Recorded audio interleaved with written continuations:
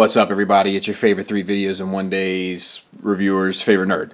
And today we are looking at part 2 to our Predacon Day series, which is Feral Rex's MMC's Tigris, or their Rampage. It's funny because this guy was the guy I cared for least as a kid. Didn't care for him in the cartoon, really. I didn't care for the toy a whole lot. I didn't care for much to do about anything regarding him.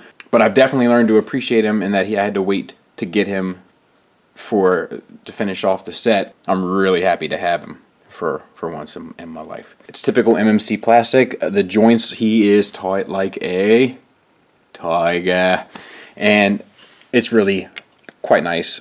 Head is on a ball joint that gets you anything you could possibly want or need. Shoulders are on a swivel. Basically, they do move about for transformation, but as a result you could do some stuff to get some really cool poses out of them. You got a ratcheted hinge here, bicep swivel, and then a double jointed elbow, and then wrist is on a hinge. Same on the other side.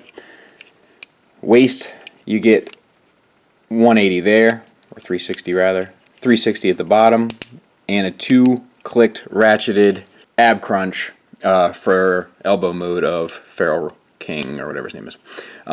Hips, ratcheted universals, well done. Thigh swivel, ratcheted knees. Ankles are on a hinge and a ball joint, getting you a tilt and rocker. There is literally nothing else you could possibly want, really, articulation wise. This company is outstanding. I love me some MMC. They probably are my favorite in the game. Their choices, their design, their whole way they go about doing business. I wish they could get product out a little faster, but I'm willing to accept it if the quality remains the same. I'm sorry, that's just me. We got some paint. It's not crazy. It's not over the top. I could use a little bit more paint on the whole set, but there is more than enough to make up for it. Accessory-wise, we get this big gun, which obviously is going to tie into the combine mode. We get 2 more knives. We get a pistol. We get 2 pistols. I guess I got the other one upstairs. And we get a bag of bits that we're going to talk about a little bit. So the guns, and I got the other one. He does hold perfectly.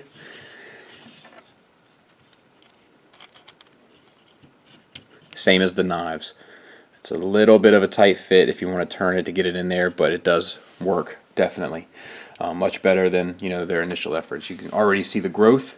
And then there are ports everywhere on them. Here and there, and you know, there's tons of things you can do to arm them up if that's your way of doing business.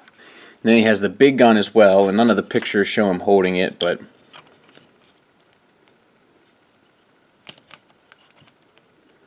he will hold it. It ain't pretty, but he can do it. So inside the baggie is another baggie that has a gold plate for Feral Rex, and we're going to look at whether or not we're going to use that or not in the next video. And then a more toy-accurate head. Now, I can't remember for the life of me whether in the cartoon he had a yellow faceplate or a red faceplate. Please, somebody let me know. Now, what else you get in the baggie are what they call forearm filler. And basically, there are 3 different options here that you can choose. And they all kind of work the same way. And you just put that on there. Have it so the smaller side is up.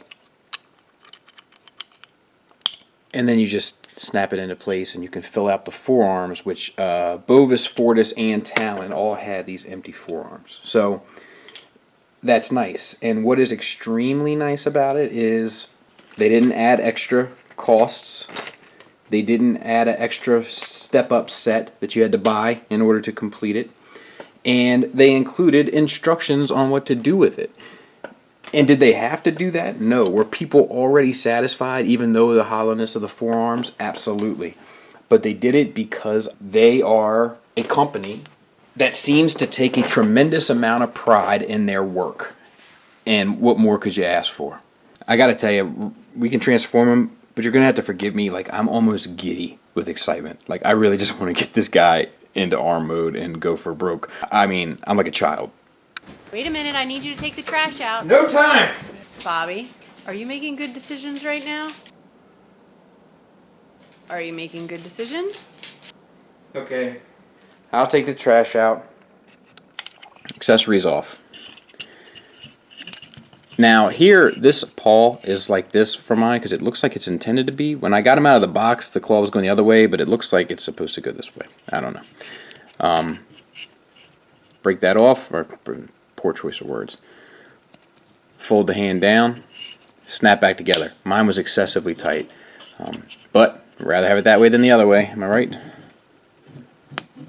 Down, flip the hand in, close, and there you go. The head. This whole kind of assembly here slides up, and you tuck the head back, then bring down the lion's head, and that covers that up. Then you rotate these, like I was saying, on this swivel to where you want them, and there you have that. Same on the other side. And if it's a tight, like a lot of times when toys have these sliders mechanisms, it's like a loosey-goosey type of unit. Not here. It's tight. So there's the front half of them. The back half is pretty much business as usual. You open up these feet pieces here, just like Talon. And it's that Talon engineering too, so you just fold it right on back. Right on back. These pieces are meant to beef up the thighs. I'm not even sure if all of them need it, but you have the option. They slide back and around. Close this up. Move the tail out. Listen to that ratchet. You know it does that. You know it does magical things for me. Close that up. And then make sure we're squared up back here. And these should theoretically, well, you might have to open them up, I guess, to get the clearance. Close them up. This is the only bit that's a little tricky and a little new. Same basic idea. But you kind of got to loosen these out of position. They hinge out. It is a tight fit. And then you pull this piece up. It's like, you know, let me show it this way. That piece up. And then this piece back, and then the foot comes around out of the back side of it. And pay attention to how you do it, because when you transform them back, it'll eat you up if you're not paying attention. Fold these down. So, once again, this piece comes up, and it does tab in nicely, but it comes up. Then this piece comes down, out, and the back foot swings out like that, like so. And then you just kind of gotta finagle and get it into position. Fold those back down how you want it. Spin her around. You can spin it around at the bottom or the top depending on how you want the ab crunch to work. You know, if you wanted to be able to like leap, you know, or hunch over. There he is. And the head is on a ball joint, and the jaw does articulate, getting you pretty much the most intimidating open jaw that you could possibly imagine within reason, and under the circumstances, I suppose. Shoulders swivel, hinge out, same exact articulation, you know, so that's that. Same on the other side, and then you got the ab crunch you can use to kind of get him to look up, or, you know, kind of be stalking.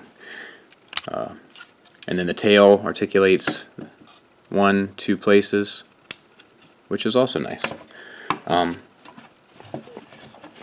And he's a and just for a size reference, there he is with an iGear Sharkticon and Masterpiece Grimlock. So nice. Size comparison wise in bot mode, there he is with a Masterpiece car, and there he is with the Deluxe of Hasbro's main line. So I would argue with anybody that these Predacons are masterpiece scaled, and I would feel tremendously confident doing so. So, it's very rare that you find any toy that's absolutely perfect. This guy is better than I had imagined. The only real complaint I have with him is that I would have liked more paint, and that's really it. There's literally nothing else that I want out of this guy aside from more paint. How great is that? The mold is great, the line work is great, the details are great, the added incentives are great, the plastic quality is great, the transformation is great. It's really hard to comment poorly on this unit.